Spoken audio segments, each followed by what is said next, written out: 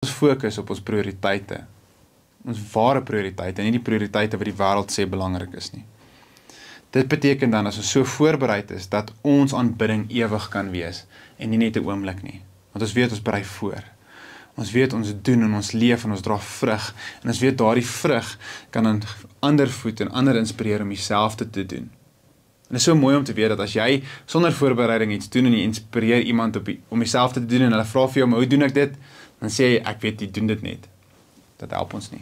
Maar as jy weet jy het voorberei, as jy weet jy het naby aan die Here beweeg en jy doen en iemand reageer teenoor dit en sê, weet jy wat, ek wil ook, ek het ook hierdie honger in my, sê, ek het hierdie wonderlike storie vir jou, van 'n vrou wie gekom het met parfuum, wat voorberei.